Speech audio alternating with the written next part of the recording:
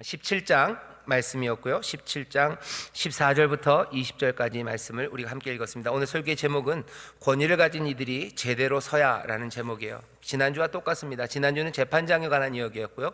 오늘은 왕에 관한 이야기입니다. 지난주에 말씀을 드렸어요. 지난주서부터 앞으로 몇 주 동안 우리가 살필 것은 권위에 관한 이야기였습니다. 권위에 관한 이야기가 그냥 뜬금없이 나온 건 아니고 십계명에 보면요, 우리가 잘 아는 5번째 계명입니다. 내 부모를 공경하라 하는 계명이 있었어요. 내 부모를 공경하라 하는 그 십계명과 우리가 지금 지난주서부터 보고 있는 권위를 가진 사람들에 관한 이야기는 연결되어 있습니다. 왜냐하면 십계명, 부모 공경 계명 앞이 안식일 계명이었죠. 안식일 거룩하게 지켜라, 그리고 부모를 공경하래요. 십계명은 굉장히 짧습니다. 하지만 율법과 규례는 굉장히 길죠. 이게 아예 따로 떨어져 있는 게 아닙니다. 그렇다면 십계명은 뭔가 이상한 위치일 거예요. 하지만 이 십계명 안에 어떻게 생각하냐면요, 이 율법과 규례의 모든 내용이 담겨져 있다고도 설명할 수 있고, 아니면 이 율법과 규례는 십계명에 있는 내용을 설명하는 것이라고 이해할 수도 있습니다. 제 생각에는 두 번째 방법이 더 적절해요. 십계명으로 하나님께서 말씀하셨어요. 시내산에서 모든 백성에게 들리게 하시고, 이제는 그 말씀이 이 사람들이 살아갈 그 현실에서, 삶의 현실에서 어떻게 적용되고 어떻게 실천될지를 모세에게 설명하셨습니다. 가나안 땅에서 살아가기 때문에 적용되는 것들이 또 있어요. 아마 우리는 어떻게 해야 됩니까? 여기 한번 십계명을 주시고 가나안 땅에서 이스라엘 백성들이 살아갈 때 어떻게 적용되는지를 봐요. 이 말씀이 그러면 이제 수천 년, 3,500년 이상이 지나서 이곳 이 땅에 시간적으로도 굉장히 많이 떨어져 있고요, 공간적으로도 거기 가나안 땅, 팔레스타인, 거기에서 우리 이 동방 한반도까지 굉장히 먼 시간과 공간의 거리를 뛰어넘어서 우리의 지금 삶에서는 이 십계명이라는 하나님께서 우리에게 주신 귀하신 말씀이, 이렇게 살아라 라고 설명하신 이 말씀이 어떻게 적용되는지, 어떻게 살아야 되는지 우리는 날마다 말씀을 읽으며 우리는 그것들을 하나씩 하나씩 찾아갑니다. 이 일이 사람의 지혜로만 되지는 않습니다. 성령님께서 우리에게 빛을 비춰주셔야 여기 있는 이 십계명의 말씀 가운데 주의 뜻이 무엇인지, 주의 뜻이 여기 있는 이 많은 규례와 율법 가운데 어떻게 적용되어 있는지, 이 적용된 말씀이 오늘을 사는 우리에게 또 어떻게 적용될지, 이 어렵고 이 힘든 일을 성령님의 조명하심, 성령님께서 우리에게 빛을 비춰주시고 우리를 깨닫게 하시고 우리를 또 말씀 앞에 세워놓으심으로 우리를 어떻게 하셔요? 제대로 살아갈 수 있는 그 길들을 깨닫게 하실 줄 믿습니다. 그러니 성령님은 지혜의 영이셔요. 그리고 그러니 성령님은 보혜사 우리를 인도하십니다. 우리를 인도하시는데 인도하시는 방법이에요. 어떻게 하신다고요?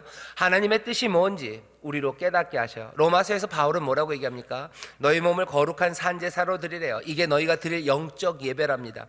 그러기 위해서는 어떻게 하라고요? 마음의 변화를 받아서 하나님의 기뻐하신 뜻, 하나님의 선하신 뜻, 하나님이 정말로 우리에게 주신 좋은 생각들, 좋은 뜻, 이렇게 살아라 하는 행복의 길이 무엇인지 너희들 분별해라 얘기하고 있어요. 분별해라. 오케이. 근데 우리가 모자랍니다. 그러니 성령님 우리를 도우셔요. 하나님의 뜻이 뭘까? 도대체 21세기 2019년 인천에서 살아가는 우리, 21세기 인천 중에서도 여기 관교동에서 함께 신앙생활하는 우리, 정말 우리는 어떻게 살아가야 될까? 그것들을 가르치십니다. 성경에 보면 부모를 공경하라고 돼 있어요. 근데 부모를 공경하라는 십계명의 그 5번째 계명이 거기서 멈춰 있지는 않습니다. 신명기로 넘어오면서요, 안식일을 거룩하게 지켜라 하는 것이 안식년, 그리고 11조, 3년마다 하는 11조, 그리고 또 희년, 이렇게 점점 확장되어 이들 삶 가운데 적용되고 실천되어야 되는 것처럼 부모를 공경하라 하는 이 계명도요, 부모 공경하면 됐지 하고 끝나지 않아요. 어디로 넘어갑니까? 부모라는 우리가 태어나서 만나는 최초의 사회적인 권위입니다. 하나님 말고 우리가 섬겨야 되는 첫 번째 사람이 부모였어요. 그러니 부모를 공경하라고 한 겁니다. 그렇다면 우리가 살아가는 데 있어서 우리의 권위, 우리의 위에 있는 사람들을 존중하고 공경해야 돼요. 그게 하나님께서 적어도 이 십계명이 율법과 규례, 법도로 적용되면서 우리에게 알려주는 거예요. 너희들 위에 있는 권위가 있다. 그러니 그 권위를 어떻게 해요? 존중하고 거기에 순종하래요. 그게 맞습니다. 그게 하나님이 우리에게 보여주시는 그 뜻이에요. 그런데 신명기 오늘 말씀을 보면요, 우리의 마음을 잘 아는 것 같아요. 우리 위에 있는 권위들을 우리가 순종하고 위에 있는 윗사람들을 순종하고 싶어요. 그 말씀이 하나님의 뜻인 줄 아는데 그게 너무 어렵습니다. 너무 어려워요. 그래서 우리가 순종 안 하면 어떻게 되겠습니까? 순종 안 하면 십계명 내 부모를 공경하라 에서 가르치셨던 그 말씀을 우리가 어기는 거예요. 말씀대로 못 삽니다. 그럼 어떻게 되죠? 말씀대로 살면 축복이고 행복입니다. 하지만 말씀대로 살지 못하면 저주와 죽음이에요. 말씀대로 살지 못하면 저주와 죽음인데, 문제가 뭐예요? 권위, 우리 위에 있는 윗사람들이요, 윗사람들을 순종하는 게 참 어렵게 만들어요. 누가? 윗사람들이 그렇게 만듭니다. 윗사람들이 그렇게 만들어요. 물론 아랫사람들이 마음에 반역의 마음이 있어서요, 위에 있는 사람들이 그냥 무조건 싫어하는 사람들도 있습니다. 그건 이 아랫사람들이 야단 맞아야 돼요. 이 사람들 마음이 깨져야 합니다. 하지만 여기만 깨지는 게 문제는 아니에요. 왜? 함께 살아가는 세상이죠.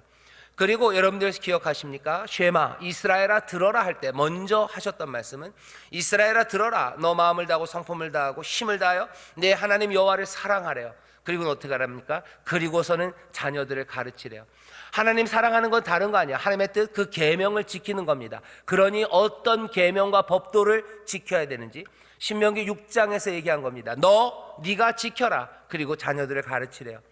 여기 이 사람들, 권위 있는 사람들에게 오늘 신명기에서 먼저 얘기합니다. 부모 공경 계명을 말하는 바로 그 부분쯤에 권위 있는 자들에 대해서 말하는 거예요. 그러니 지난주에 우리가 재판장들, 사람들은 재판장이라는 권위에 순종해야 됩니다. 부모에게 복종하는 것처럼 재판장의 권위에 복종해야 돼요. 이게 어려운 문제가 되면 하나님이 계신 성소 앞으로 갔죠. 성소에 있는 레위의 제사장들과 뽑혀진 재판장들이 있을 거래요. 그들이 판단한다. 그러면 너희들은 그대로 하나하나 실행하래요. 이 얘기 뭡니까? 네 부모를 공경하듯 네 재판장들을 공경하라는 거예요. 부모에게 순종하듯 재판장의 판단에 너 순종하라는 겁니다. 만약에 여기에 순종하지 않으면 어떻게 하래요? 그냥 죽여라요. 부모를 거역한다, 부모를 공경하지 않는다, 그럼 어디 죽이라고 그랬어요. 이 사람들은 죽여라, 재버려라, 너희 가운데 있을 수 없어요. 왜? 이 권위와 그리고 이 순종하는 이 일이 깨져버리면 하나님의 나라, 그리고 하나님께서 복 주시는 그 삶은 이루어지지 않습니다. 자기의 삶뿐만 아니라 세상 전체가, 나라 전체가, 그리고 공동체 전체가 무너지기 때문이에요. 그러니 복종하라고 얘기하시죠. 그런데 지난주에 생각나시나요? 너희들 말 안 들으면 이 사람들 재해버려라 하시지만 재판장에게 주셨던 그 말씀 가운데 말 안 들으면 재해버려라 하는 건 제일 마지막에 나옵니다. 이 권위, 제5계명을 설명하면서 제일 먼저 나온 건 뭐예요? 재판하는 사람들에게 얘기하죠. 재판장과 유사를 둔다. 그들은 공의로 백성을 판단할 것이라 그랬어요.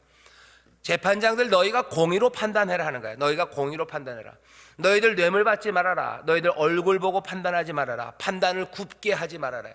너희들이 외모로 판단하고, 그리고 너희들이 얼굴 보고 판단하고, 네 편이라고 잘 봐주고, 너 뇌물 받아서 이상한 판결들하고 하나님의 의를 세우지 못하면 당연히 이 사람들이 재판장의 판단들 그거 순종할 수 없습니다. 그러니 누구에게 먼저 얘기하는 거예요? 재판장들, 너네들 잘해라. 너희들 공의로 재판해라. 너희들이 잘 모르겠으면 안다고 우기지 말고 어디 앞에? 하나님의 권위 앞에, 그리고 그 일을 잘하는 당시의 재판장들, 당시의 재판 제일 잘하는 사람들과 레위의 제사장이 있는 하나님 계시는 그곳으로 나와라 하는 거예요. 잘난 척하지 말고, 몽땅 다 안다고 하지 말고, 그리고 공의로 재판하고 하나님의 거룩하심 앞에서 무겁게 판단해라 라고 먼저 말합니다. 그래야 백성들이 순종합니다. 이 시스템이 그대로 가면요, 여기 부모도 마찬가지예요. 부모를 공경해라. 뭐라고 해야 되는가? 부모를 공경해라 하는 말씀이 있어요. 그 말씀을 가르치려면 어떻게 해야 되는 겁니까?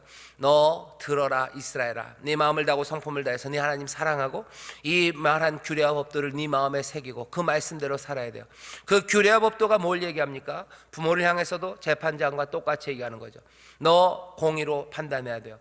너 외모로 판단하면 안 됩니다. 뇌물 받으면 안 돼요. 악한 일을 하면서 너 하나님 앞에서 제대로 서지 못하고 세상의 온갖 우스운 일들 하면서 내 자녀에게 복종하라고 말하지 말라는 거예요. 복종하라고 말하면 안 됩니다. 하지만 제대로 된 재판장, 하나님의 권위 앞에서 판단할 때는 자녀들은 순종해야 되는 거예요. 자녀들에게 순종해야 될 의무가 있습니다. 하지만 부모는 부모의 일을 해야 될 의무가 분명히 있어요. 그래야 하나님이 주시는 복, 하나님이 주시는 은혜를 그 가나안 땅, 하나님이 약속의 땅에서 누릴 수 있습니다. 오늘은 누구에 관한 이야기냐면요, 권위를 가진 사람들 중에서도 왕에 관한 이야기입니다. 오늘 본문 시작은 이렇게 되죠. 내가 내 하나님 여호와께서 내게 주시는 땅에 이르러서 그 땅을 얻어 거할 때 만일 우리도 우리 주의 열국같이 우리 위에 왕을 세우리라는 뜻이 나거든, 이렇게 돼 있어요. 만일이라고 돼 있습니다. 만일 사람들이 왕을 요구하거든, 이렇게 돼 있어요. 왕을 요구하거든. 그럼 어떡하랍니까?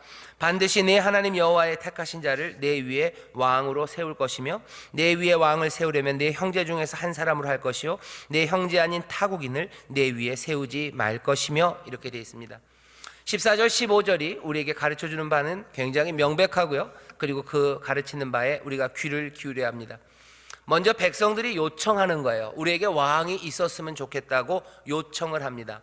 여러분들 사무엘상 8장에 보면 사무엘에게 이스라엘 백성들이 몰려가죠. 아마 이 모세의 말씀이 있고 수백 년이 지나섭니다. 사사기가 다 지나서 사무엘이 마지막 사사처럼 서 있을 때 백성들이 사무엘에게 가죠. 우리에게도 왕이 있었으면 좋겠다고. 사무엘이 책망합니다. 왜 왕이 있어야 되냐? 여호와께서 왕이신데 너희들 여호와로 충분하지 않냐고. 백성들이 막 우깁니다. 우리도 왕이 있으면 좋겠다고. 사무엘상을 보면 8장을 보면 백성들의 이 왕을 세워달라는 요구가 악하다고 설명을 해요. 하지만 오늘 여기 신명기 말씀에는요, 그런 분위기는 좀 없습니다. 그냥 백성들이 요구하는 거예요. 만일 그 사람들 중에서 우리도 왕이 있었으면 좋겠다요. 여기도 좀 이상하죠. 그냥 왕이 필요한 것을 설명하지 않아요. 우리도 남들처럼 왕이 있었으면 좋겠다. 우리도 남들처럼 남의 것이 좀 좋아 보인다는 거죠.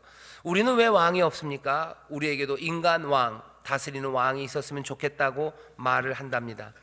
그런데 오늘 여기 본문을 보면 하나님께서 그것들을 꾸짖지 않으십니다. 어떻게 하셔요? 그러면 왕을 택하래요. 하지만 반드시 내 하나님 여호와의 택하신 자로 선택하랍니다. 반드시 여호와의 택하신 자로 선택을 하래요.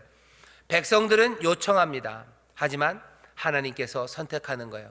백성들이 왕을 달라고 하는 거지 누구를 왕으로 세우자고 요구하지는 않습니다. 왕을 달라고 요청해요. 그럼 하나님이 선택하십니다. 우리가 하나님 앞에 나와서 간구하는 것들이 꽤 많죠. 하지만 그것들이 구체적일 때가 있어요. 하지만 결국은 누가? 하나님이 선택하셔요. 응답을 하실지 어떻게 하실지 주께서 그것들을 이루어 가십니다. 우리가 찾고 우리가 구하고 우리가 문을 두드리고 하나님 앞에 세세하게 우리의 기도의 제목을 아뢰입니다. 아뢰는 거 잘못된 거 아니에요. 백성들은 요청합니다. 그리고 어떻게 하나님은 선택하셔요. 하나님이 결정하십니다. 저도 하나님 앞에 몇 년 전에 기도한 게 하나 있는데 아직도 응답이 잘 안 오고 아슬아슬합니다. 하나님, 키가 175가 넘었으면 좋겠습니다. 많이도 아니에요. 하나님, 딱 2cm만 키우시면 됩니다. 근데 0.2cm가 줄었어요. 왜 그랬는지 그냥 왜 여러분들 그러죠. 왜 목사님 왜 키가 2cm가 크고 싶으실까? 궁금하시죠? 다른 건 아니에요. 그냥 그런 게 가끔 있죠. 뭐 기드온이 뭐 하는 것처럼 하나님 뭐 키를 뭐 이렇게 해주시면 제가 뭐 하나님께서 이 일을 저한테 명하신 걸 제가 뭐 믿겠습니다. 뭐 그런 거예요. 조금은 키를 2cm 뭐 안 키워주시니 저는 뭐 아직 모르겠다고 저도 우기고 있어요. 난자는 모르겠습니다. 하나님 2cm 키워 어느 날 갑자기 제 키가 2cm 크면 여러분들 예, 하나님 응답하셨나 보다. 이제 목사님이 뭔가 다른 걸 하나 보다. 그렇게 생각하시면 돼요. 백성이 요청합니다. 요청해요. 우리의 기도가 때로는 조금 일반적인 거 있어요. 거기에 대해서 하나님이 선택하셔요. 어떤 때는 우리의 기도가 구체적일 때도 있습니다. 하지만 거기에 대해서도 어떻게 하나님이 선택하십니다. 결국은 하나님 여호와께서. 하지만 우리가 그 선택에 대해서요 의심하지 않아요. 하나님이 선하신 분이시고 우리를 사랑하시고 어쩌면 우리에게 가장 좋은 것을 주시는 아버지이심을 우리는 믿습니다. 그래도 우리는 뭐요? 우리는 요청하는 거예요.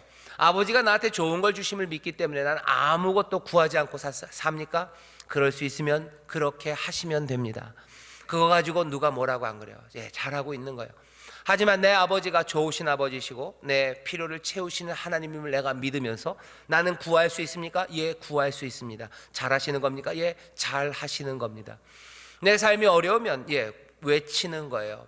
발에 가시가 박혔는데 뭐 어차피 가시 박혀도 병원 가면 다 나을 거니까 그러고 그냥 침묵으로 입 다물고 있는 분 있어요? 예, 잘하시는 거예요. 그냥 그렇게 하십시오. 하지만 발에 가시가 박혀서 소리 지르는 사람이 있어요. 소리 지르는 사람들, 아프면 소리 지를 수 있습니다. 하나님 앞에 나와서 누구는 구체적으로, 누구는 눈물로 간구하고, 누구는 또 믿음 가운데 자기 길을 걸어갑니다. 거기에 대해서 우리가 뭐라고 서로 비난할 필요 없어요. 하지만 그것 안에 뭔가 거짓이 있으면 곤란합니다. 잘난 척하면 곤란해요. 잘난 척해서 부르짖고 잘난 척해서 침묵하는 경우들이 가끔 있습니다. 그러면서 더 나쁜 건 뭐예요? 비난하는 겁니다. 넌 왜 소리 지르냐고. 아니면 또 누구는 넌 왜 소리 안 지르냐고 얘기해요. 이건 뭐 아무것도 아닌 거예요. 서로가 오고 가는 거지 하나님 앞에 서는 건 아닙니다. 은혜가 많으신 아버지 앞에 내가 섰을 때요, 아들마다 다 다릅니다. 어떤 아들은 아버지한테 뭐 달라고 조르는 아들이 있고요, 아무것도 말 안 하는 아들이 있어요. 그러면서 그 아들들이 서로 너는 왜 그러냐라고 싸울 거는 아닙니다. 아버지 앞에 나와서 은혜를 구하면 돼요. 아버지가 은혜를 베푸시고요, 아버지가 다 아십니다. 필요한 것들 말 안 한다고 안 주지 않으셔요. 더 달란다고 또 더 주는 것도 아니에요. 하나님께서 넉넉하게 충분하게 주십니다. 백성이 요청해요. 그리고 여호와께서 선택하십니다. 오늘 본문은 그렇게 돼 있죠. 만일 우리에게 왕을 달라고 말하거든, 그렇지만 너희들 그게 네 뜻대로는 아니고 여호와께서 택하신 자를 내 위에 세우랍니다. 또 하나 재밌는 거는요, 여호와를 왕으로, 여호와께 나와서 우리에게 왕을 달라고 얘기해요. 우리에게 왕을 주십시오. 하지만 진짜 왕은 여기 있는 여호와 하나님이 진짜 왕임을 이 사람들도 압니다. 하지만 하나님께서 왕을 달라고, 이 나쁜 놈들, 내가 왕인데, 내가 이스라엘의 진짜 왕인데 왜 인간 왕이 필요하냐고 그것들을 거부하지 않으셔요. 하나님이 다스리십니다. 하지만 왕이 다스리는 것과 하나님이 다스리는 것, 하나님이신 여호와께서 다스리는 것과 인간인 왕이 다스리는 것, 이 두 가지가 그냥 반드시 양립 불가능한 건 아닙니다. 이게 같이 갈 수 없다 그랬으면 어떻게 할까요? 재해버리라고 얘기했을 거예요. 왕을 달라는 것들 그냥 입을 주둥아리를 다 어떻게 버리고 그냥 그런 말 씨도 안 나오게 만들어버려요. 그런 왕이 세워지거나 그냥 천벌을 받고 그냥 벼락이 떨어져서 다 죽어버려요. 그렇게 했었어야 되는데 그렇게 안 하셔요. 신명기 7장에 보면 그런 말씀들 많습니다. 여기 가나안 땅에 가서 너희들 다른 이방 족속들, 그 가나안 족속과 결혼하려고 하고 거기랑 뭔가 섞이려고 하는 거 너희들 가운데 제해버려라 그래요. 너희 중에 다른 신을 섬기자고 누가 말하거든, 너희들의 형제든지 아니면 너희와 생명을 나눈 친구들이라도 다른 신을 섬기러 가자라고 하면 제해버리라고 그러셨어요. 하지만 여기 하나님께서 이스라엘의 왕이신데 인간 왕을 세우자고 하는 사람들에게 이것들 제해버리라고 하지 않으십니다. 아주 덤덤하게 얘기하셔요. 만일 그들이 그렇게 요구하거든 그렇게 하래요. 왕을 세우랍니다. 여호와께서 이스라엘의 진짜 왕이시지만 인간 대리자인 왕을 세우는 거, 그거 부정하지 않으십니다. 지난주에 여러분들 생각나시나요? 재판관들, 재판장들을 세워요. 누가 진짜 재판장입니까? 여호와께서 재판장이셔요. 하나님이 재판장이십니다. 그런데 인간 재판장들을 세우는 거, 너희가 거하는 성읍에 재판장들과 유사들을 두라 그렇게 돼 있어요. 여호와가 거하시는 그 성소에 레위의 제사장들과 그리고 당시의 재판장들, 그러니까 꽤나 훌륭한 재판장들 거기에 두라 얘기하십니다. 내가 재판관인데, 여호와 하나님께서 내가 재판관인데 누가 인간이 재판을 하냐라고 말하지 않으십니다. 여호와께서 최고의 재판장이시지만 인간 재판관들을 부정하지 않으시는 것처럼 여호와께서 이스라엘의 왕이시지만 여기 인간 대리자들을 부정하지 않으시고 있습니다. 권위에 대해서 잘 생각하셔야 돼요. 하나님만이 권위예요. 우리는 다 똑같다. 아니, 우리에게 권위자를 두신 것에 대해서 하나님이 뭐라고 하지 않으셔요. 오히려 두라고, 재판장을 두라고. 부모를 공경하라. 사람들은 부모 우리가 섬기고 예배할 일은 온전히 하나님만이에요. 부모가 우리가 섬기고 공경하고 순종해야 될 상이 아닙니다 라고 말하는데, 성경을 잘 읽으셔야 돼요. 그러면 하나님이 최고의 재판관이니 인간 재판관은 다 필요 없으니까 어떤 사람들은 그렇게 말하는 사람들도 있어요. 하나님이 왕이시고 하나님이 다스리시니 인간 왕은 필요 없으니까 그렇게 말하는 사람들이 있어요. 하지만 오늘 본문 보면 그렇지는 않습니다. 하나님께서 인간 대리자들을 세우시는 것에 대해서 그렇게 반감이 있지 않으셔요. 어쩌면 그렇게 살아야 되는 걸 아십니다. 뭔가 하나님이 참 왕이시다, 그런데 인간 왕이 있다는 게 조금은 어색합니다. 하나님이 다스리시면 되지 왜 인간 왕을 세우실까? 하나님이 판단하시면 되지 왜 인간 재판장을 둘까? 어색해요. 그리고 때로는 하나님의 그 온전하신 판단과 온전하신 다스림에 못 미치는 이 인간 왕들과 인간 재판관들의 판단이 이 하나님의 온전하신과 부딪힐 것 같기 때문에 사실은 위험하기도 합니다. 어색하고 위험합니다. 하지만 그럼에도 불구하고 왕과 재판관들을 세워놓으셔요. 부모를 우리에게 주십니다. 부모들은 하나님의 말씀을 가르쳐요. 그죠? 들으라 이스라엘아. 부모들은 자녀들에게 말씀을 가르치게 돼 있어요. 우리에게 정말로 가르치시는 분, 우리에게 진리를 알려주시는 분은 누구예요? 하나님이 알려주시면 돼요. 그런데 누가? 이제 부모가 알려줍니다. 여기도 어색해요. 하나님이 알려주시면 되지 왜 부모가 우리를 알려주십니까? 성령님이 우리를 깨닫게 하시면 되고 성령님이 우리를 인도하시면 되지. 태어날 때부터 그 말씀이 우리 가운데 임해서 그러면 되지 왜 이 아버지 어머니가 어색하죠? 그리고 하나님의 온전하심에 못 미칩니다. 깨닫는 것도 못 미치는 것 같고 온전히 순종하는데도 부족한 왜 부모가 우리를 가르칩니까? 하나님이 가르치시면 되지. 어색합니다. 그리고 사실은 위험합니다. 하지만 그럼에도 불구하고 하나님께서 누구를, 여기 있는 이 부모들을 우리 자녀들에게 말씀을 가르치는 그 하나님의 대리자로 세워놓으셨어요. 세상이 그렇습니다. 그러고는 어떻게 해요? 이 아래에 있는 사람들에게는 이 권위에 순종하라고 얘기해요. 왜 세상을 이렇게 복잡하게 만들어 놓으셨을까? 적어도 제가 드리는 설명입니다. 하나님이 세상을 그렇게 만들어 놓으셨어요. 왜 그럴까? 자꾸 묻는다면 그렇게 대답할 수밖에 없어요. 어색하고 부족하고 뭔가 위험한 건 다 우리들 때문입니다. 하나님이 그렇게 하지 않으셨어요. 하지만 우리가 죄악을 짓고 죄 때문에 가시와 엉겅퀴가 나오고 하나님의 귀한 동산에서 우리가 쫓겨났기 때문이에요. 거기 하나님이 늘 동산을 거니시고 우리가 주님과 함께 그 계시록에 그렸던 그 세상처럼 주 안에서 성전도 필요 없고 빛도 필요 없고 태양도 필요 없고 온전히 주가 거기 계시고 주의 빛이 가득한 그곳에서 우리가 그렇게 살았다면 우리가 이렇게 어색하고 위험한 상황이 아니었을 겁니다. 하지만 우리는 이제 이런 세상에 살아요. 그리고 하나님께서 이런 세상을 복되게 하시고요, 이런 세상에서도 우리에게 행복을 누리게 하시고 샬롬을 누리는 길을 우리에게 알려주시는 거예요. 부모를 우리에게 주셔요. 부모가 우리를 낳게 합니다. 여기서는 어떻게 삽니까? 공경해야 되는 거예요. 세상에 판단하는 일이 필요합니다. 재판장이 서요, 거기에 순종합니다. 왕이 섭니다. 왕이 인도함을 따라갑니다. 그렇게 살아가요. 그 대신 말씀은 또 누구에게? 이 위에 있는 사람들에게 임하는 거죠. 우리에게 인간들이 필요합니다. 인간 대리자가 필요합니다. 재밌는 건 또 뭐예요? 하나님께서 우리를 부르시고 주님께서 우리를 부르실 때 이제 화목케 하는 그 직책을 우리에게 맡기셨어요. 화목케 하는 직책은 그리스도가 하시는 일입니다. 메시아가 하는 일이에요. 하나님의 아들이 하는 일이에요. 하나님의 아들이 하시면 됩니다. 하지만 그 일을 누구에게? 이제 우리에게 맡기셨어요. 보라, 이제 우리가 전에는 사람들을 외모로 육체대로 알았지만 이제는 이제 더 이상 사람들을 우리는 육체대로 육체에 따라 알지 않아요. 그럼 뭐에 따라 합니까? 영에 따라 알아요. 어떤 영? 우리 가운데 거하시는 영이에요. 그러니 누구든지 그리스도 예수 안에 있으면 새로운 피조물이에요. 이전 것들은 지나갔습니다. 보라, 새 것이 되었어요. 새 사람으로 우리를 판단하는데 어떻게 판단합니까? 이제는 화목케 하는 직책을 우리에게 맡기셨어요.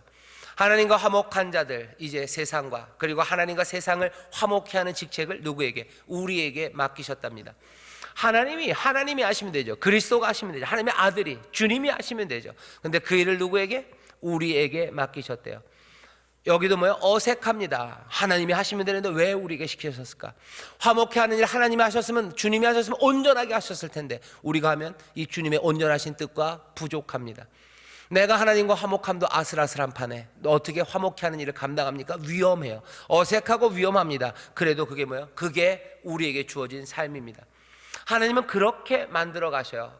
우리는 그냥 고백하고 그냥 믿는 거죠. 이게 선하고 이 일을 통해서 하나님이 이루실 더 놀라운 영광과 하나님의 승리가 더 위대할 것들을 우리는 바라봅니다. 그러면서 우리는 주가 우리를 부르신 그대로 가요. 세상은 이들에게 순종해야 됩니다. 자, 왕을 세워요. 왕을 세웁니다. 사람들이 요청하지만 선택은 여호와께 있어요. 그리고 이 사람들은 적어도 그들 형제 중에 한 사람이어야 합니다.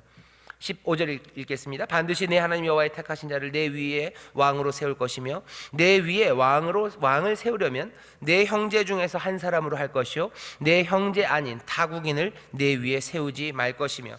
그 이유는 뭐 분명하죠. 왜 타국인은 안 됩니까? 타국 사람들과 섞이지 말라고 그랬어요. 타국 사람들 밑에 설 수 없습니다. 내국인들, 이스라엘 사람들, 그 가운데서 왕은 나와야 합니다. 왕이 어떤 사람들인지 이 사람들은 사실은 경험해 봤어요. 애굽에서 경험해 봤습니다. 아마 시간이 많이 지나서 사무엘쯤 갔을 때나 이 사람들이 왕을 달라고 했을 거예요. 왜죠? 애굽에서 경험한 그 왕은 자기들을 너무 힘들게 만들었었죠. 애굽의 왕의 폭정이 정말 자기들을 힘들게 만들었습니다. 그럼에도 불구하고 왕을 요구할 때가 있어요. 그런데 하나님께서 이제 말씀하시죠. 너희들 그 왕이 되면 왕은 조건이 필요합니다. 왕은 이래야 돼요. 하지 말아야 될 게 있습니다. 어떻게? 3가지입니다. 16절 보면 왕된 자는 말을 많이 두지 말 것이요. 이 말은 다그닥다그닥 타는 말입니다. 말을 많이 두지 말 것이요. 말을 많이 얻으려고 그 백성을 애굽으로 돌아가게 말 것이니 이는 여호와께서 너희에게 이르시기를 너희가 이후에는 그 길로 다시 돌아가지 말 것이라 하셨음이며, 2번째는요, 아내를 많이 두어서 그 마음이 미혹되게 말 것이며, 3번째는 은금을 자기를 위하여 많이 쌓지 말 것이라. 둘 다 3가지 다 공통되는 건요, 많다는 겁니다. 말이 많으면 안 돼요. 다그닥다그닥 말이 많으면 안 되고요. 또 뭐가 아내가 처첩이 많으면 안 되고요. 은과 금 부요하면 안 됩니다. 많으면 안 돼요. 왕은 많으면 안 됩니다. 이게 하나님께서 왕에게 주는 조건이에요. 애굽의 왕과 정반대입니다. 애굽은 뭐요? 말이 많습니다. 애굽의 왕은 말 전차가 많아요. 애굽의 왕은 처첩이 아내들이 많습니다. 애굽의 왕은 또 뭐가 많아요? 은금이 많아요. 부유합니다. 사람들은 묻죠. 그렇게 힘이 없고 처첩도 많지 않고 부유하지도 않으면 도대체 왕을 뭐하러 할까? 그런 생각들이 들 겁니다. 많으면 안 돼요. 왕은 몽땅 다 많은 사람들이 왕입니다. 하지만 이스라엘의 왕은 세상의 다른 왕들과 달라요. 사람들의 요구는 뭐였습니까? 우리도 다른 나라 왕처럼 왕을 달래요. 하나님이 선택하실 거예요. 그리고 뭐예요? 다른 나라 왕같이 왕을 달라지만, 그래 왕은 주지만 너희들 왕은 다른 나라 같으면 안 된다는 거예요. 다시 다른 나라처럼 다른 나라 왕들 같이 우리에게도 왕을 달래요. 하나님의 대답은 뭐예요? 그래 왕을 주마. 하지만 그 왕은 다른 나라와 같으면 안 된다요. 이웃에 있는 나라 그 주변 왕들과 달라야 됩니다. 왕을 갖는가 안 갖는가 그게 지금 문제가 아니에요. 어떤 왕이어야 되는가 그것이 문제입니다. 여기 보면 말을 많이 가지면 안 되는데요. 말을 많이 갖는다는 건 군사력입니다. 말이 이 당시 말에 전쟁은 전차를 타고 했어요. 전차라는 게 뭐 탱크가 아니고 영화에 보면 나오죠. 배너 같은 데 보면 나옵니다. 앞에서 말들이 끌고 뒤에 사람이 이렇게 타요. 타고서 활도 쏘고 거기서 막 칼로 막 사람도 하고 창도 막 찌르고 그럽니다. 저는 잘 모르겠는데 말이 그림으로 보면 굉장히 귀엽고 예쁜데요. 말 앞에 서면 굉장히 사실 무섭습니다. 말이 앞에서 이렇게 또 확 발을 들면요 진짜 무섭고요. 발에 치면요 진짜 아플 것 같아요. 그 말이 달리기 시작하면 그건 또 얘기가 달라요. 훨씬 무섭습니다. 전쟁 영화 같은 거 보면 이상해요. 그러니까 말이 막 오면 우리는 생각을 그러죠. 이러고 있다가 말이 오면은 말 옆에 싹 피한 다음에 콕 찔르면 될 것 같은데 그게 그렇게 안 돼요. 말이 막 밀려오기 시작하면 그 속도에 사람들이 감당을 못합니다. 애굽이 유명한 건 전차예요. 세계에서 제일 빠른 전차가 애굽 전차입니다. 기술이죠. 굉장히 가볍게 그리고 빠르게 바퀴가 돌아갈 수 있게 만든 게 애굽의 전차예요. 전쟁할 때마다 애굽이 승리할 수 있었던 건 이 빠른 전차입니다. 그리고 애굽의 말이 또 훌륭해요. 좋은 말들이 있고 빠른 전차가 있고 가볍고 튼튼한 전차가 있고 잘 구르는 바퀴가 있으니 애굽은 늘 강대국이었어요. 하나님 말씀하시는 거죠. 말을 많이 두지 말라는 건 다른 거 아니에요. 말 많이 두지 말아라. 너희들 전쟁을 위해서 군사력 그거 키우지 말래요. 왕은 군사력을 키워야 될 것 같아요. 왜? 그래야 적어도 나를 방어할 수 있습니다. 남의 땅을 빼앗는 건 그 다음 이야기예요. 적어도 방어하기 위해서는 군사력, 이 전차, 말들이 많아야 돼요. 말이 많고 전차가 많은 나라를 쳐들어가지 못합니다. 가봐야 질 것 같은 거예요. 사람들은 그러죠. 내가 무슨 욕심이 있어서 그런 거 아니에요. 하지만 내 방어를 위해서 내 힘을 기르려고 합니다. 하나님 얘기하시는 거예요. 다른 나라 왕은 그럴지 모르지만 이스라엘 너희의 왕들은 군사력을 위해서 말을 많이 가지면 안 된답니다. 왜입니까? 네 힘으로 네가 보호받는 거 아니라는 것을 분명히 하시는 거예요. 누가 보호하십니까? 하나님이 보호하셔요. 내가 보호하는 거지 네가 네 힘으로 보호하는 거 아니래요. 아이 그래도 그냥 말을 좀 많이 가지면 안 됩니까? 아니, 말을 많이 갖기 위해서는 어떻게 됩니까? 애굽으로 가야 되기 때문이에요. 말을 많이 갖기 위해서는 애굽으로 돌아가야 합니다. 말은 어디에 있어요? 애굽에 있습니다. 말을 얻기 위해서 돌아가면 안 된대요. 말을 얻으려면 왜 가면 안 돼요? 말을 얻으려면 당연히 누군가 가서 사와야 되죠. 상인을 보내서 상인도 가면 안 돼요. 아니, 상인의 이야기만은 아닌 것 같아요. 오늘 본문 보면 이렇게 돼 있죠. 너 말을 많이 두지 말 것이요 말을 많이 얻으려고 그 백성을 애굽으로 돌아가게 말 것이니. 말을 많이 얻는다는 건 애굽으로 돌아가는 거예요. 그리고 하나님의 말씀은 넌 애굽으로 절대로 돌아가면 안 돼요. 그 길로 다시 돌아가면 안 된다 얘기하시는 거예요.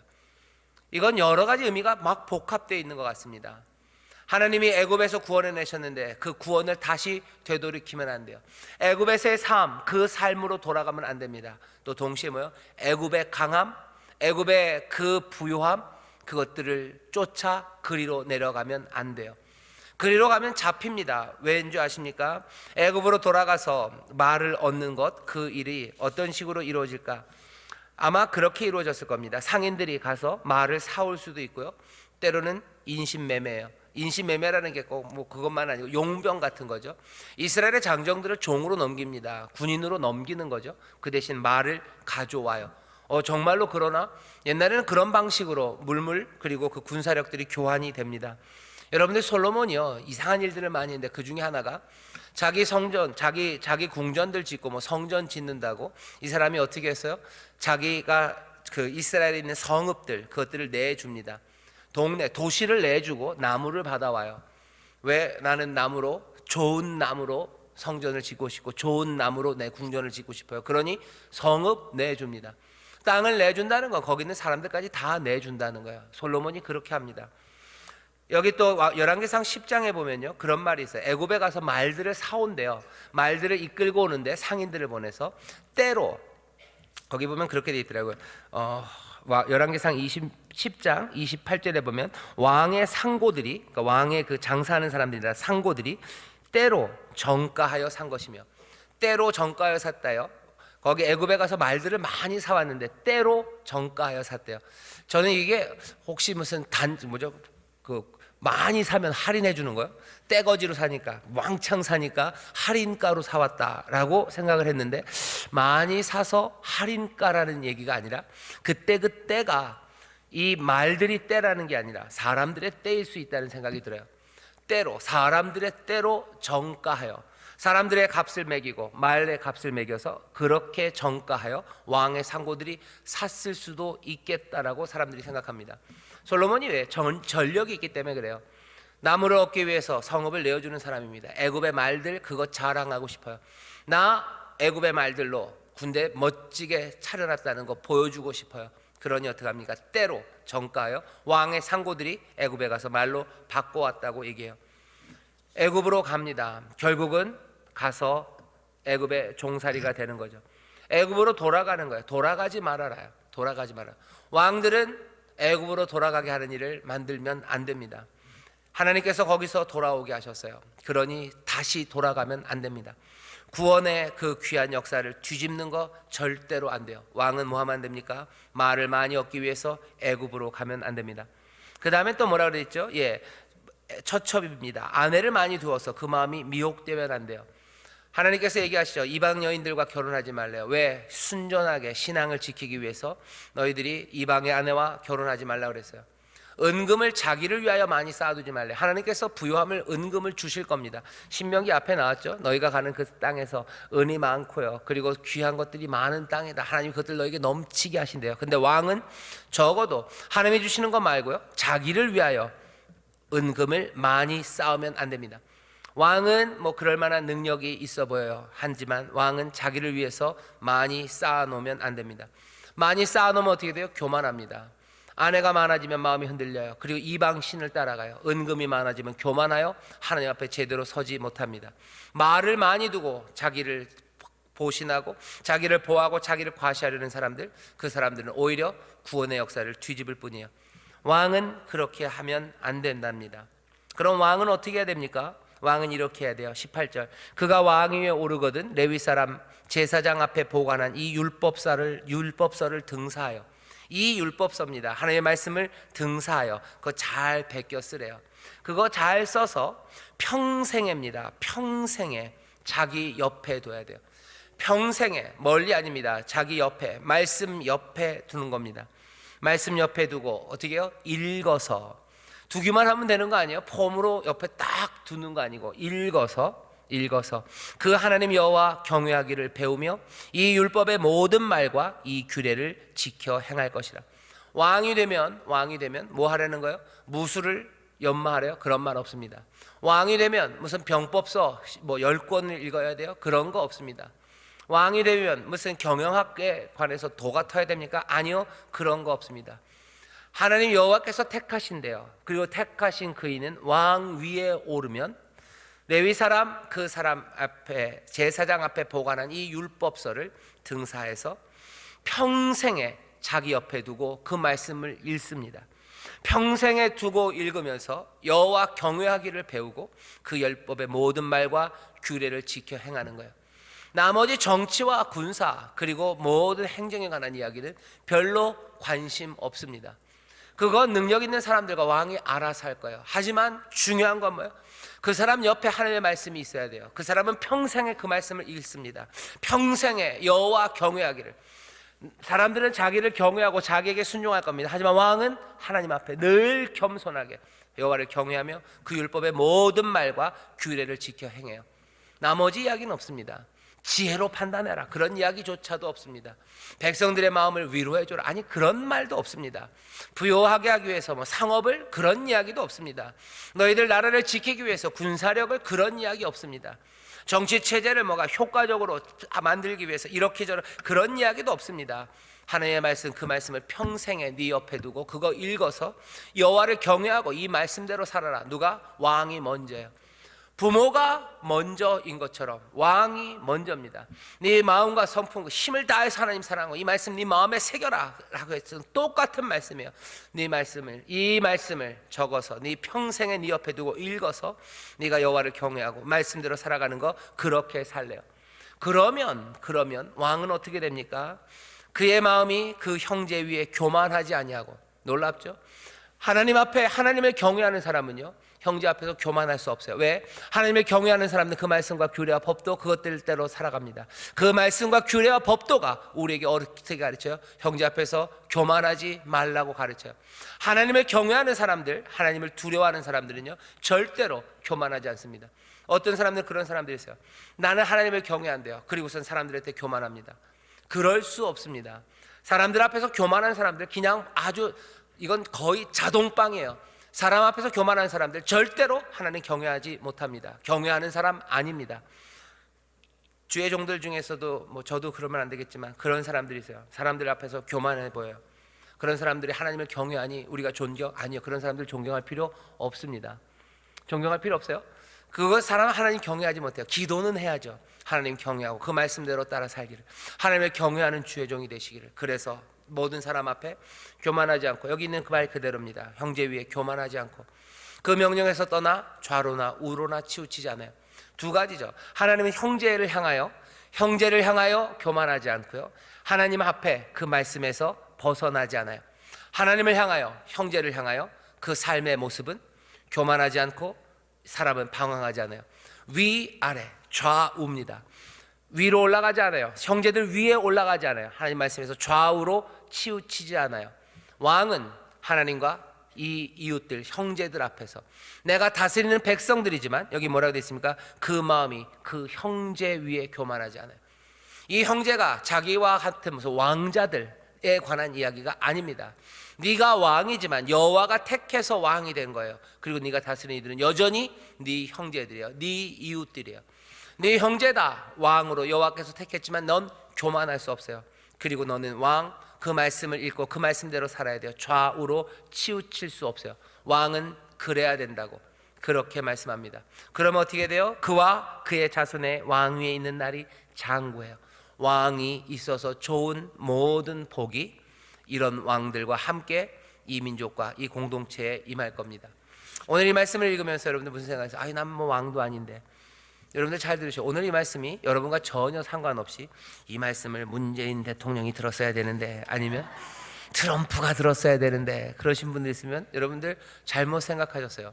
문재인 대통령, 트럼프, 그리고 김정은이 들었어야 됐다면 거기서 지금 누가 설교를 하고 있겠죠. 오늘 여기에 이 말씀이 들립니다. 왠지 아십니까? 여러분들 잘 아시는 것처럼 베드로전서 2장에 보면 우리를 뭐라 그러죠? 그러므로 너희는 뭐예요? 택하신 족속이래요. 거기서 끝입니까? 아니죠. 너희는 왕 같은 제사장들이래요. 거룩한 나라, 그의 소유된 백성이에요. 우리를 그 어두운 데서 빛으로 인도하신 그 하나님, 우리 아버지의 그 아름다우신 덕을 선전하려고 우리를 부르시고 인도하셨어요. 우리는 뭡니까? 왕 같은 제사장들. 아유, 왕이 아니지 않습니까? 왕 같은 제사장들이라고 하지 않습니까? 아니요, 왕이요 제사장들이라고 읽으면 됩니다. 우리가 왕입니다. 우리가 왕이에요. 우리가 왕이에요. 사람들은 요청합니다. 그리고 뭐요? 하나님이 택하셨어요. 사람들은 여전히 구하는 사람들이 있어요. 사람들이 요청합니다. 우리에게도 왕이 있었으면 좋겠다는 거죠. 왜? 우리에게 의가 있기를 바라고, 우리를 인도할 사람이 있기를 바라고, 우리를 보호하고 책임질 사람들은 요청해요. 하나님은 어떻게 하셔요? 여호와께서 선택하시는데 누구를? 너희는 왕 같은 제사장들, 너희를 택하셨다는 거예요. 나를 택하셨어요. 세상이 지금 요청합니다. 그리고 세상은 요청하면서, 아까 말씀드렸죠, 백성들은 요청해요. 하지만 선택은 누가? 하나님이 하셔요. 세상이 요청하는 왕들은 요즘 누굴 것 같아요? 돈 많이 벌어다 주는 왕을 요청할 겁니다. 그죠?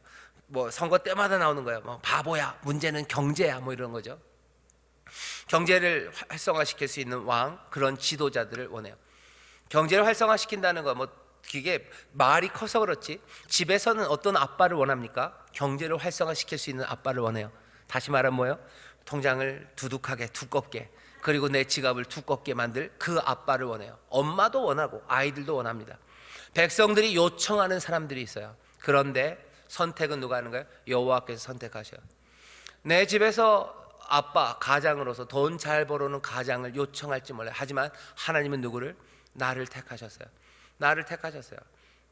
왕이 해야 되는 그 일들을 나에게 맡기셨습니다. 이 가정을 질서 있게 다스리고, 그리고 푸른 꼴이 있는 곳으로, 쉴만한 물가로 인도하는 곳으로, 그리고 평안과 감사가 넘치는 곳으로 이끌 왕으로 누구를? 나를 택하셨어요. 나는 어떻게 합니까? 여호와가 택하셨으니 나는 많은 말들, 그것들을 얻기 위해서 난 애굽으로 내려가지 않아요.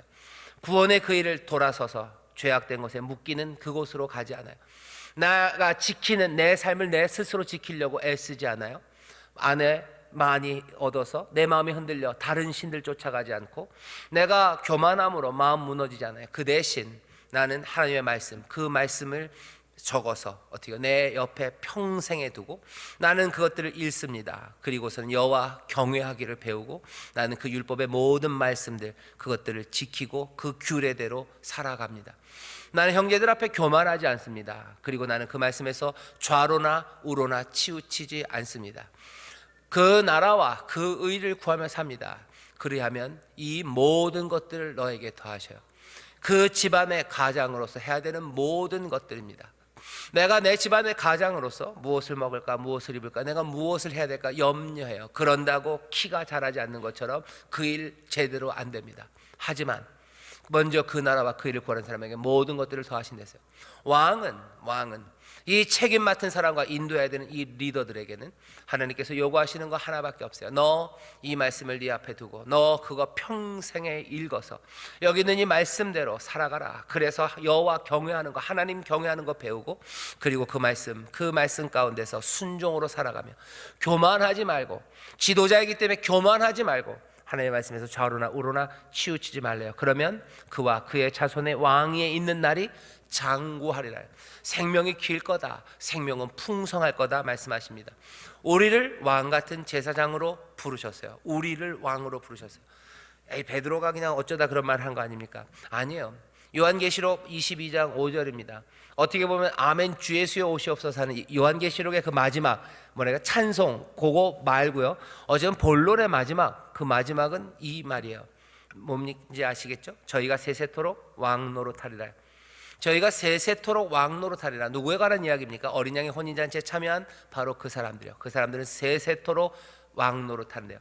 세세토록이라는 말은요, 영원이라는 말입니다. 그리고 영원이라는 말을 여러분들 그게 무슨 지금서부터 앞으로만 생각하면 좀 곤란해요. 영원이라는 말은요, 앞뒤로 쫙 늘리시면 돼요.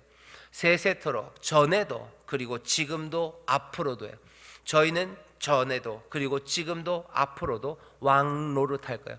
왕 노릇한다는 게 폼 잡고 앉아서 뭐 이래라 저래라 내 마음대로 시키고, 은과 금을 많이 가져다 놓고 처첩을 그냥 쌓아놓고, 그리고 말을 갖다 놓고서 내가 뭐 어떻게 하는 거, 그게 왕 노릇 아닌 걸 압니다.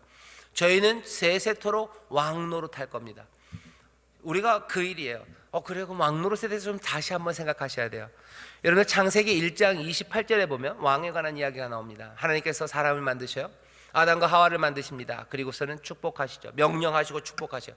생육하고 번성하여 땅에 충만하라. 어떻게 하래요? 땅을 정복하라. 모든 생물들을 다스려라. 정복하라, 다스려라. 다 뭐에 관한 얘기입니까? 왕에 관한 얘기예요. 정복하고 다스려라. 세상을 정복하고 다스려라. 정복하고 다스리니 내 마음대로 내 힘을 위해서 애굽으로 사람들을 보내고, 그것들 때문에 내 안전을 지키기 위해서, 아니면 내가 다른 신들을 섬기며 내 부요함을 쫓아가면서, 그게 생명들을 정복하고 다스리는 겁니까? 아니에요. 사람들은 창세기 1장 28절의 말씀을요, 문화명령이라는 말로 설명하려고 해요. 왜냐하면 여기 다스려라 하는 말이요, 라틴어로 cultivate, 그러니까 뭐죠? 문화를 가꾸는 거예요. 동산을 가꾸는 의미예요. 다스려라 라는 말이요, 가꾼다는 의미예요. 가꾼다는 cultivate이라는 말에서 컬처가 나왔대요. 문화라는 말이 나왔다는데, 그냥 다 지어놓고 얘기하면요, 왕이 되어 다스린다는 건 결국 뭡니까? 보살피고 그것들이 풍성한 열매를 맺도록 이끌어가는 게 왕 노릇하는 거예요. 인생을 만들고 모든 생물을 다스리래요. 이 땅이 복되게 하는 그 일입니다. 이 땅이 질서 있게 살아가게 하는 그 일을 인생들에게 맡기셨어요. 그 일을 뭐라 그래요? 왕 노릇한다 그러는 거예요. 그 왕 노릇은요, 권위를 갖습니다. 리더가 분명히 있습니다. 그리고 뭐요? 인간들을 리더로 놓으신 거예요. 온 세상을 만들어 놓으시고 인간들을 그 앞에 리더로 세우셨어요. 네가 다스려라요. 네가 이 땅을 복되게 하래요. 사람들은 동물권 얘기하면서 인간이 세상에 어쩌면 왕이 아니라고 얘기하는 사람들이 있기는 있습니다만, 그건 하나님이 우리에게 알려주신 방법은 아닙니다. 동물이나 우리나 똑같다고 얘기하는 순간 더 좋은 세상이 열릴 것 같지만 천만의 말씀 만만의 콩떡일 거라고 생각합니다. 그렇게 되지는 않을 겁니다. 하나님이 우리에게 주신 질서는, 사람들이 왜 그런 동물권을 얘기해요? 사람들이 교만하기 때문에 그래요. 니들 마음대로 한다는 거죠. 아니, 우리는 마음대로 하지 않습니다. 우리는 다스리고 정복하는 그 일을 가꾸고 복되게 하고 인도하는 것으로 알고, 오늘 본문이 말한 것처럼 주의 말씀을 그 앞에 두고 형제들, 이웃들 앞에 우리는 교만하지 않아요. 다른 모든 피조물들이요, 우리의 형제라고 생각합니다. 피를 나눈 형제가 아니라 어떤 의미에서 형제예요? 하나님의 피조물인 것에서 같은 형제예요. 그 안에서 우리가 교만하지 않습니다. 하지만 할 말씀하는 것에서 좌로나 우로나 치우치지는 않아요. 성경 치료가 가르치는 자연보호는, 이 얘기가 점점 길어지네요. 오늘이 꼭 공휴일 같습니다. 왜 그런지 모르겠습니다. 3.1절을 앞두고 있어서 그런 것 같아요. 하노이에서 뭔가가 있다 그래서 그런 것 같아요. 우리가 자연보호하고 환경에 관해서 우리 교회가 얘기해요. 거기도 딱 이 말입니다. 우리를 리더로 주신 게 맞아요. 우리에게 그래서 책임이 있습니다. 하지만 그 책임과 리더 권위가 있다고 우리 마음대로 교만하지는 않습니다. 왕같은 제사장으로 우리를 부르셨어요. 하나님의 아름다운 덕은 그렇게 선전될 겁니다. 오늘 이 말씀이 그래서 다시 한번 하노이에 있는 두 양반, 아니면 청와대에서 초조하게 그 결과들을 기다리고 있는 한 양반, 그리고 또 어디에요? 전당대회 하면서 나와 있는 그 여러 사람들, 그 사람들에 관한 이야기가 아닙니다. 우리에게 주시는 말씀이에요. 우리가 리더로 삽니다. 그리고 이 말씀은 여러분들 기억하십시오. 세상이 말하는 것과는 정반대일 겁니다. 세상이 말하는 그리고 생각하는 왕의 모습과도 다르고, 왕은 이래야 된다는 이야기와도 달라요. 우리는 그 이야기가 아니라 뭘 듣고 있어요? 주님의 말씀을 듣고 있어요. 우리를 왕으로 부르시고 우리로 다스리라고 하시고 우리에게 맡겨주신 일들, 앞에서 이끌어가는 일들을 이제는 우리에게 맡기셨어요. 우리가 잘나서 아닙니다. 주님께서 우리를 그렇게 부르시고 우리를 택하셨어요. 내가 잘나서 인생이 된 것도 아니에요. 하나님께서 우리를 만드셨어요. 사람이 무엇이 간대, 인자가 무엇이 간대, 우리를 이렇게 만들어 놓으셨냐는 거예요. 인자가 무엇이 간데 천사보다는 낮지만 모든 생물들보다는 더 높게 만드셨습니까?